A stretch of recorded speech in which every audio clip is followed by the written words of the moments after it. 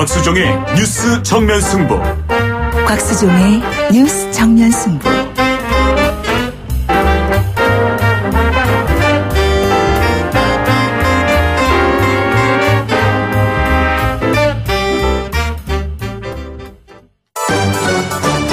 김작이 묻고 곽박이 경제로 답한다.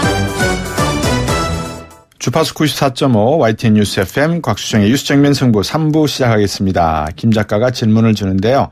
오늘 이 질문이 정말 마지막 질문이네요. 주세요. 질문. 네, 김 작가입니다. 사람들이 먹고 사는데 경제적인 부분이 굉장히 중요하잖아요. 예. 우리나라 경제가 지금 많이 좋아지기는 했지만 그래도 모든 사람들이 다 잘 먹고 잘 살 수 있는 나라가 되려면은 예. 우리나라 경제의 어떤 부분이 더 나아져야 될까요? 이 답은 너무나 큰 질문을 하셔서 제가 짧게 말씀을 드릴게요.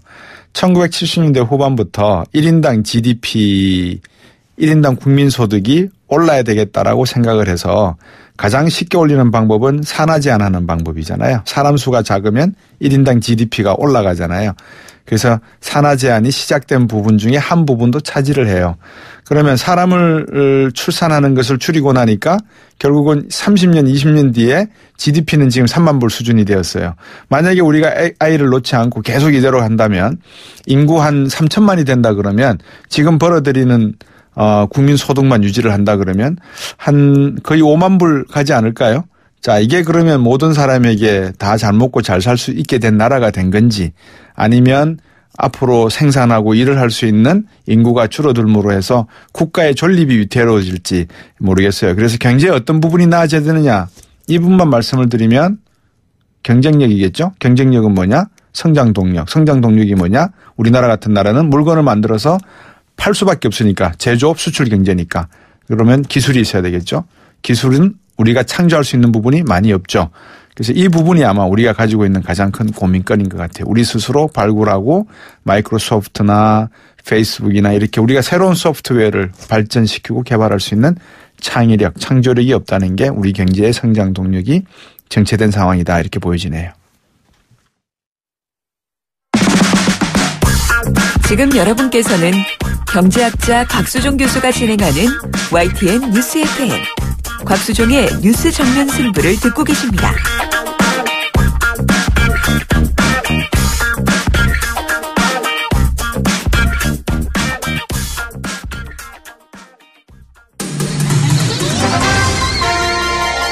정면 스포츠.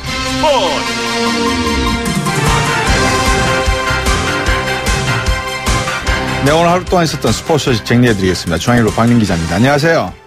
네, 안녕하세요. 저하고 참 이 스포츠 소식 정하면서 수고 많이 하셨습니다. 평창 동계올림픽까지는 무사히 마쳤습니다. 그죠? 네. 예. 어제 이순철 SBS 해설야구위원하고도 인터뷰를 했는데, 이제 내일 국내 프로야구가 개막하잖아요. 그죠? 네, 맞습니다. 박민 기자가 네. 보시기에 올해 우승 후보로 주목해야 될 팀을 꼽는다면 어떤 팀일까요? 네, 우선 프로야구는 내일 개막전을 시작으로 팀당 144경기를 치르고요. 네. 개인적으로는 또 좀 강력한 우승 후보로 지난해 우승팀 기아를 꼽고 싶은데요. 네. 일단 투수 양현종과 헥터 그리고 타자 버나디나와 최영호 같은 또 우승 전력을 또 그대로 유지하고 있기 때문에 예. 저뿐만 아니라 많은 전문가들도 우승 후보로 기아를 꼽고 있고요. 네. 그리고 강력한 대항마로는 두산과 SK가 거론되고 있습니다. 네, 두산은 투수 장원준과 타자 김재환 같은 핵심 선수가 건재하고요. 예. 그리고 SK 같은 경우에는 팔꿈치에서 돌아온 투수 김광현 그리고 또 2년 연속 홈런왕 최정을 앞세워서 예. 또 우승을 노립니다. 박민 기자가 쭉 취재하시면서 보시기에 이 야구에서 투수력과 타격력 중에서 상대적으로 어느 것이 강한 팀이 우승할 가능성이 높다고 보세요? 대부분이 투수력 같을 것 같은데 어떻게 보세요? 네, 일단은 야구는 투수 노름이라는 말이 있을 만큼 네. 선발 투수가 좀 굉장히 큰 비중을 차지하는데요. 네. 그래도 투타가 또 조화를 이뤄야 또 우승 가능성이 그렇겠죠. 높은 팀으로 꼽히고 예. 특히 지난해만 보더라도 기아를 보면요 양현종과 헥터 선수가 마운드를 책임지고 또 타선에서는 또 최영호 선수를 앞세워서 다이너마이트 타선이 있으면서 투타가 좀 조화를 이룬 팀 우승을 거뒀습니다. 예. 방금 SK하고 두산을 말씀을 해주셨는데 다른 팀 전력은 어떻습니까? 네, 롯데와 LG 그리고 넥센의 전력도 만만치 않은데요. 예. 롯데 같은 경우에는 손아섭을 붙잡았고요. 두산에서 민병헌을 데려와서 또 타선에 무게를 더했습니다. 예. LG 같은 경우에는 삼성의 우승 청부사 류중인 감독을 데려왔고요. 네. 그리고 메이저리그에서 돌아온 그 김현수 선수도 시범 경기에서 4할이 넘는 맹타를 휘둘렀고요. 그리고 넥센 같은 경우에도 메이저리그에서 돌아온 홈런왕 박병호 선수를 보유했습니다. 우리나라도 미국 메이저리그처럼 올 시즌부터는 이제 스피드업 경기가 좀 빨라지게 한다 뭐 이런 이야기인 것 같은데 어느 정도 빨라진 겁니까? 네, 그 지난 시즌의 경기당 평균 시간이 3시간 17분이었는데요. 네. 그 말씀하신 대로 우리나라도 또 메이저리그처럼 팬들을 위해서 또 경기 시간을 10분을 줄이는 걸 목표로 세우고 또 일부 규정을 수정을 했습니다. 예. 그 메이저리그처럼 자동 고의 사고를 도입을 했는데요. 그 수비팀 감독이 주심에게 수신호를 보내면 투수가 볼넷을 던지지 않아도 타자가 걸어 나가고요. 예. 그리고 포수가 마운드에 올라갈 수 있는 횟수도 3회에서 2회로 줄였습니다. 예. 그러면 한 10분 줄어든다고 하셨는데 이거 가지고 경기가 빨라진다는 느낌을 받을까요? 관중들이 어떻게 보세요? 네, 그래도 그 10분 정도 줄면은 뭐 그 평균 시간보다 좀 주니까 그런 예. 느낌을 받을 수 있을 것 같고요. 네. 일단은 KBO가 뭐 팬들을 위해서 뭐 이 밖에 다양한 또 그런 규정을 손보면서 네. 또 팬들을 위한 야구를 펼치겠다고 하니까 예. 올해 좀 더 뭐 기대를 해봐도 좋을 것 같습니다. KBO 회장이 정운천 전 총리시잖아요. 네, 맞습니다. 그래서 좀 많은 변화를 또 이번에 시도를 하고 있는데, 예. 뭐 그동안 뭐 비디오 판독 화면도 뭐 정막판을 통해서 팬들에게 공개를 하면서 좀 팬들에게 다가가는 이런 야구를 좀 추구하고 있습니다. 동반성장 야구론이시군요. 그 개막전 내일 2시입니까? 네, 5경기 모두 2시에 열리고요. 예. 특이하게 10팀 투수 중에 9명이 외국인 선수인데요. 예. 뭐 좀 주목할 만한 경기로는 인천에서 롯데와 SK가 맞붙는데요. 예. SK는 켈리 선수를 내세웠고 또 롯데는 듀브론트 선수를 선발로 내세우는데 네. 그 듀브론트 선수 같은 경우에는 그 2013년에 메이저리그 보스턴에서 11승을 거둔 투수라서 네. 좀 주목해봐도 좋을 것 같고요. 예. 그리고 광주에서는 기아와 KT, 마산에서는 LG와 NC 그리고 잠실에서는 두산과 삼성이 맞붙고요. 네. 고척에서는 넥센과 한화가 개막전을 치릅니다. 유현진 선수 소식 좀 전해주세요. 궁금해요. 네, 그 LA 다저스 투수 류현진 선수가 오늘 LA 에인절스와의 시범 경기에 선발 등판했는데요. 예. 5이닝을 1실점으로 막았습니다. 음. 그 직구 비율을 늘리고 회전수가 많은 커브를 적절하게 섞어가면서 네. 솔로 홈런 1개를 내주긴 했지만 또 안타를 5개만 허용했고 삼진을 6개를 잡았고요. 팀이 4대3으로 승리하면서 승리 투수가 됐습니다. 네. 그 정규 시즌에는 5선발로 나설 예정이고요. 네. 4월 3일에 그 애리조나와의 경기에서 첫 등판할 그 계획입니다. 예. 오늘 말씀 잘 들었습니다. 수고하셨습니다. 고맙습니다. 네, 감사합니다. 네. 지금까지 중앙일보 박민 기자였습니다. 곽수종의 뉴스 정면 승부. 방송 들으시고 의견 있으신 분들은 지금 바로 샵 0945, 샵 0945. 짧은 문자 50원, 긴 문자 100원이 부과되는 휴대전화 문자 메시지를 보내주세요. 오늘 들으신 방송은 YTN 라디오 홈페이지와 곽수종의 뉴스 정면 승부 팟캐스트를 통해 다시 확인할 수 있습니다.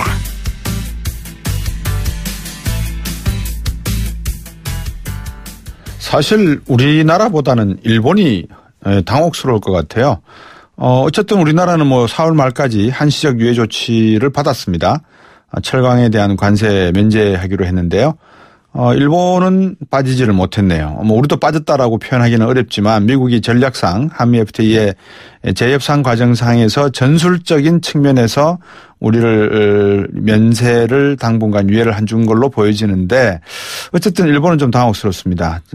결국 우리 측 양보의 FTA 협정 내용은 무엇일지도 궁금하고요. 남은 변수는 또 무엇인지 어떤 대비를 해야 될지 전문가 의견 국제통상 전문가시죠. 송교 변호사입니다. 안녕하십니까? 네, 안녕하세요.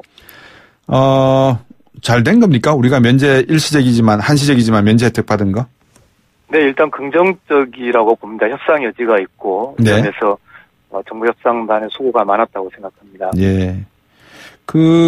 이번에 빠진 나라가 어떤 나라들입니까? 다 이제 한시적이긴 합니다만은, 예. 네, 우리나라를 포함해서 EU, 캐나다, 또 아르헨티나, 다들 빠져 있죠. 다만 이제 일본 또 중국 이런 나라들은 이제 관세 부과 대상으로 되어졌고요. 아니 그렇게 트럼프 대통령을 찾아다니면서 미국과 친해지려고 했던 우리 아베 총리께서 움직이는 일본은 왜 이번 관세 협정에서 빠지질 못했습니까? 네, 그 정도 외신에서 많은 의문을 제기하고 있습니다. 정확한 원인에 대한 해명은 안 나오고 있는데 다만 몇 가지 측면, 일테면은 이제 이 관세 폭탄을 가지고 일본과는 특별하게 어떤 협상 지렛대로 사용할 것이 없다라고 판단할 수도 있었을 것이고요. 네.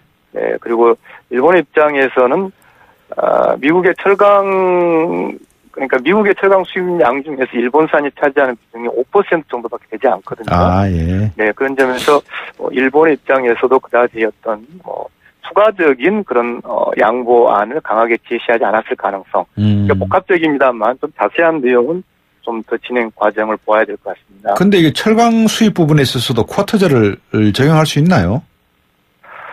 지금 이 현재 상황 자체가 국제 규범의 틀을 벗어나는 것이고 쿼터제는 애초에 올 2월에 발단이 된 무역확장법 안보 조항을 이유로 한 관세 폭탄의 여러 안 중에 하나가 이미 나왔었거든요. 근데 이제 2017년 수출 기준으로 63% 비율의 쿼터만 인정하자라는 것도 이제 미 상무부의 공식적인 대안의 하나이기 때문에 쿼터제 자체는 국제규범상 허용될 수 없지만 지금 이렇게 안보를 이유로 한 미국의 이런 행동 자체가 국제규범에 근거한 것이 아니기 때문에 미국은 일정하게 쿼터제를 도입할 가능성이 있다라고 봅니다. 이미 이것은 2월 달에 안으로 제시됐던 이야기입니다. 예.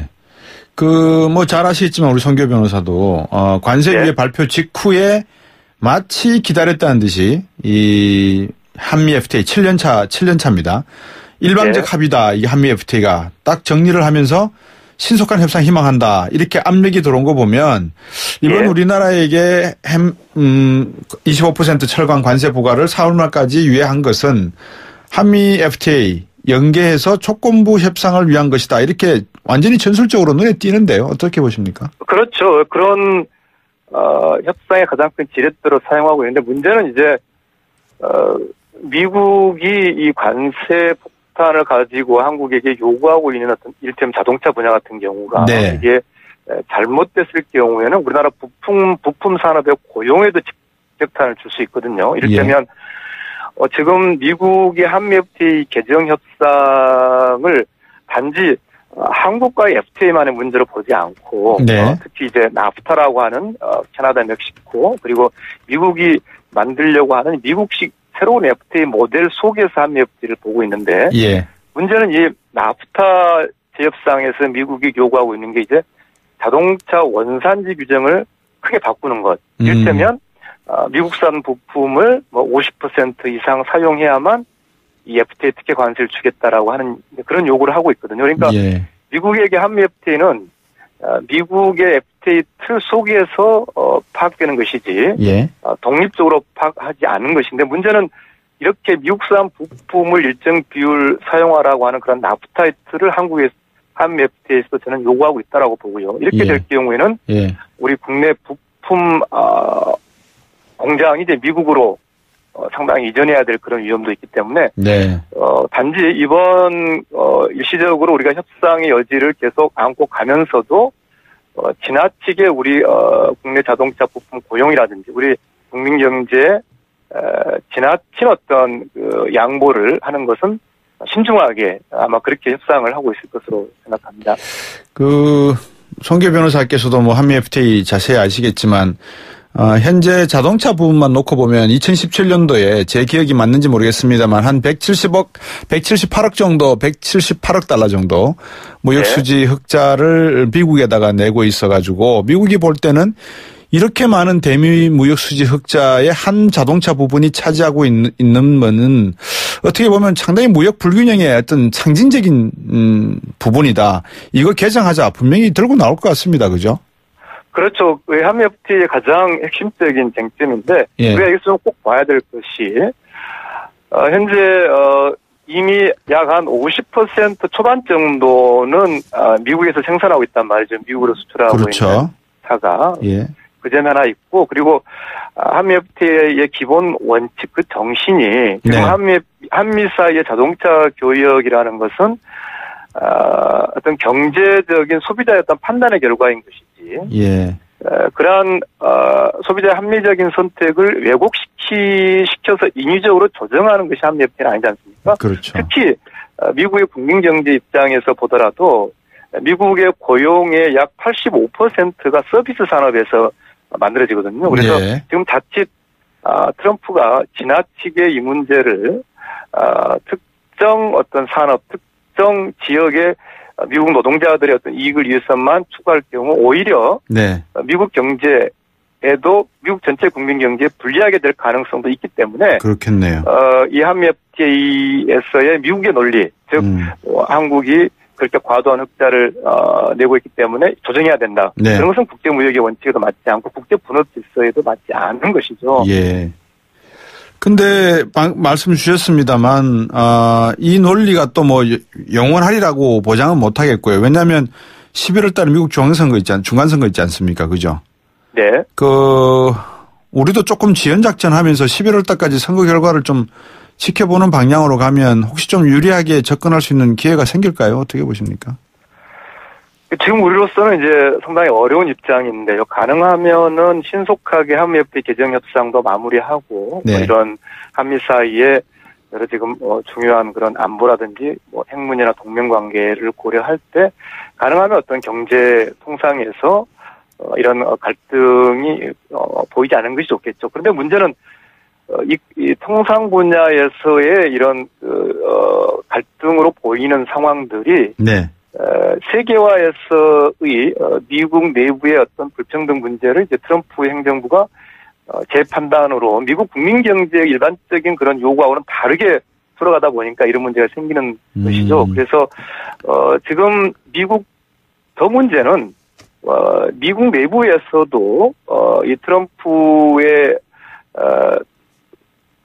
미국 국민 경제 요구와 맞지 않아. 아까 예를 들어서 이제 85% 정도가 미국 서비스 산업에서 고용이 창출된다든지 예. 이런 것과 맞지 않은 흐름에 대해서 미국 내에서도 비판이 있고 미국의 통상 정책 자체가 지금 상당히 즉흥적이고 일관성이 없다 보니까 우리도 어떤 정확한 정책을 세우기 어렵다는 것이죠. 그런데 이럴수록 우리 입장에서는 국제 분업 질서에서 나오는 국제무역주범의 원칙을 강조하는 거죠. 이를테면 지금 캐나다를 보면은 캐나다가 비록 이번에 관세 부과에서 면제가 됐지만 네. 캐나다는 일관되게 트럼프의 관세 압박이 국제규범에 부당하고 또 캐나다는 중국과 또 나머지 나라들과 협력해서 이 트럼프가 국제규범에 돌아오도록 노력할 것이다라고 일관되게 지금 발표를 하고 있는데 네. 우리도 그러한 점들을 좀 고려할 필요가 있다라고 봅니다. 예.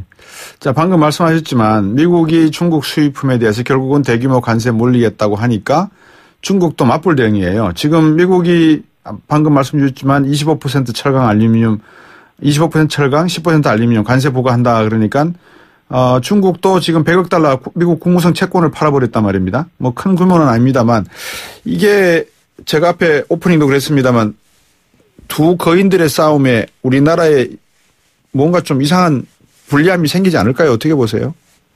관건은 이제 미국 내부의 어떤 정책 판단인데, 네. 결과적으로 지금의 상황이 미국 내의 고용을 악화시킬 걸로 저는 봅니다. 그러면 이제 미국의 많은 산업이 국제 관계 속에서 고용을 창출하고 있는데, 따라서 이 문제는 미국과 중국 사이만의 문제라기보다는 새로운 국제 규범을 미국식 프레임으로 만들 것이냐, 아니면은 좀 분권화되고 좀 더 안정적인 그런 규범으로 갈 것이냐, 그러한 내용도 같이 있다. 왜냐하면 아까 말씀드린 그런 캐나다의 입장, 또 EU의 입장, 네. 이런 부분도 있기 때문에 따라서 우리 입장에서는 미국과 중국 사이에 이걸 단순히 미중 사이만 문제로 볼 것은 아니고, 네. 우리의 국민 경제가 요구하고 있는 좀 더 안정적이고 분권화된 균형된 그런 다자 질서를 만들어 가겠다는 우리의 플랜을 적극적으로 가동하는 것이 지금으로서는 중요하다고 봅니다. 미국이 한국의 철강 관세 유예를 하면서 중국의 불공정 무역에 대해서 공동 대응을 하자 뭐 이런 시사를 한 것 같은데 일본과 함께 또 다른 경제 에치스 라인을 만들자 이게 미국의 의도입니까? 어떻습니까? 그 부분은 저는 이제 단순하게 볼 수 없는 문제라고 생각하는데 왜냐하면 예. 미국 스스로가 이제 중국과의 관계 속에서도 역시 고용이나 어떤 많은 이제 이익을 얻고 있는데 네. 결국은 미국 내부에서 관점이 이렇습니다. 그러니까 기존의 국제무역기구 즉 WTO 규범 속에서 중국과의 관계를 충분히 조정할 수 있다. 즉 미국이 원하는 대로 WTO가 움직여서 중국을 일정하게 미국의 국제경제지수 속에서 그 범위 내에 있게 할 수 있느냐 없느냐 가지고 미국 내에서 워낙 논란이 많은 상황인데 네. 따라서 미국의 입장에서 중국과의 보다 어떤 그러니까 이를테면 기술 격차의 문제일 수도 있는데요. 근데 네. 미국은 중국에게 계속 기술적으로 더 앞서 나가기를 원하는데 네. 반대로 중국이 WTO에 가입했음에도 불구하고 미국이 중국에 진출하기 원하는 미국 기업에 대해서는 중국에게 기술 이전을 요구한다든지 이런 부분을 굉장히 심각하게 보고 있는 일부에서는 네. 이번 관세 폭탄을 가지고 아주 전면적으로 그러니까 중국과 미국 사이의 그런 기술 격차를 기술의 우위를 미국이 상실하지 않도록 해야 한다는 그런 큰 그림도 있는 것이고 반대로 이제 아까 말씀드린 대로 이미 미국의 경제는 이런 철강 알루미늄 이런 문제 가지고 위되는 경제가 아니기 때문에 트럼프의 이런 흐름이 오히려 미국 국민 경제에 해롭다고 하는 이런 제동을 거는 흐름 역시 만만치 않거든요. 네. 그런 점에서 제가 아까 말씀드렸습니다만 이런 상황에서 우리는 우리 국민 경제에 필요한 국제 통상 질서의 어떤 구체적인 원칙과 내용을 가지고 우리의 플랜을 가동하는 것이 중요한 것이지 일시적으로 어떤 것을 유예받는다든지 미국과 중국의 틈새에서 어떻게 할 것이냐 그것은 궁극적으로 해결할 수 없다. 왜냐하면 아까 잠깐 말씀이 계셨습니다만 미국이 당장 또 쿼터 이야기를 하고 있지 않습니까? 네. 문제를 다 푼 것처럼 했는데 또 쿼터 이야기를 하고 이런 상황에서 결국은 우리 자신의 통상 모델을 하나하나 채워나가는 그런 과정들이 더 적극적으로 추진돼야 된다라고 봅니다. 예. 오늘 말씀 여기까지 듣겠습니다. 고맙습니다. 인터뷰. 네, 감사합니다. 예, 국제통상 전문가 손기호 변호사였습니다. 4부로 오겠습니다.